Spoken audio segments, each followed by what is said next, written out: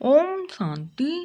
आज 3 अक्टूबर 1971 की अव्यक्त बाप दादा की मधुर अनमोल महावाक्यों में से चुनते हैं मेन पॉइंट। मुरली का सार है, निर्माता के गुण थी विश्व निर्माता। बाप दादा ने कहा, मास्टर नॉलेजफुल हो तो यह जान नहीं सकते हो कि बाप किस रूप में देख रहे हैं, विश्व निर्माता हो ना। बाबा ने कहा, बाप के साथ साथ बाप के कार्य में मददगार हो।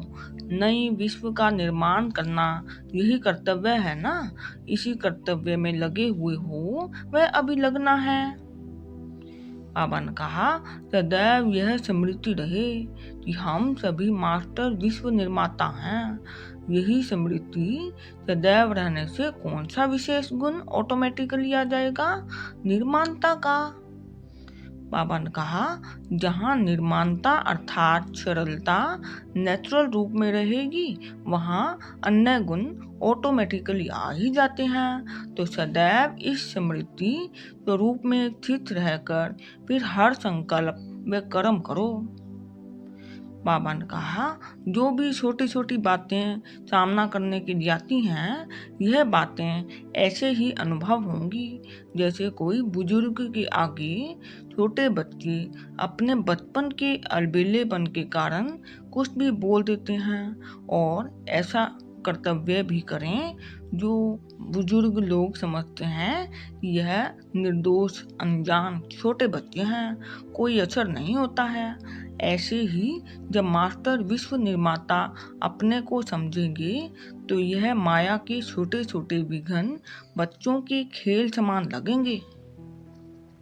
बाबा ने कहा, जब माया भी अगर किसी आत्मा द्वारा समस्या और विघ्न परीक्षा पेपर बनकर आती है तो उन आत्माओं को निर्दोष समझना चाहिए। माया अपना खेल दिखा रही है। बाबा ने कहा, 16 कला संपूर्ण बनना है ना, तो यह भी कला जान जाते हैं। तो चढ़ती कला भी है, वह कब रुकेगा नहीं। बाबा ने कहा, इस रीति से कोई भी अलबिल आत्मा निमित्त बन जाती है, लेकिन है निर्दोष आत्मा। अगर उस दृष्टि से हर आत्मा को देखो तो फिर पुरुषार्थ की स्पीड कब ढीली हो सकती है। हर सेकंड में चढ़ती कला का अनुभव करेंगी। सिर्फ चढ़ती कला में जाने के लिए यह समझने की कला आनी चाहिए। बाबा ने कहा, अभी तो बड़े बुजुर्ग हो गए हो, अभी तो वानप्रस्थ अवस्था में जाने का समय समीप आ रहा है। अपना घर सामने दिखाई नहीं देता है। आखिरी यात्रा पर समाप्त कर घर जाना है। बाबा ने कहा, कोई भी बात भिन्न भिन्न रूपों से सामने आती है तो पहले यह समझना चाहिए कि इन समस्याओं का व भिन्न भिन्न रूपों की बातों को कितनी बार हल किया है और कितनी बार अनुभवी बने हो, यह याद आता है।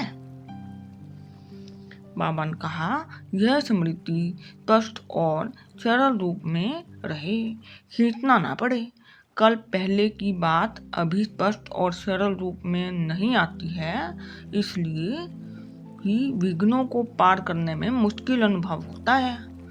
बाबा ने कहा, जितना पुरुषार्थ का समय चला है, जितना नॉलेज की लाइट और माइट मिली है, उस प्रमाण वर्तमान समय सरल और स्पष्ट होना चाहिए। बाबा ने कहा, ऐसे ही 5000 वर्ष के बाद ऐसे स्पष्ट अनुभव हो जैसे 1 मिनट पहले किया हुआ कार्य हो। बाबा ने कहा, जैसे पावरफुल कैमरा होता है तो 1 सेकंड में कितना स्पष्ट चित्र खींच लेता है। कितना भी दूर का दृश्य हो, वह भी स्पष्ट सम्मुख आता जाता है। तो क्या पावरफुल कैमरामैन नहीं बने हो। बाबा ने कहा, कैमरा तो सभी के पास है, यह जो मन है, यह एक सबसे बड़ा कैमरा है। कोई कैमरा तो नजदीक के चित्र को खींच सकता है और कोई कैमरा चंद्रमा तक भी फोटो खींच लेता है।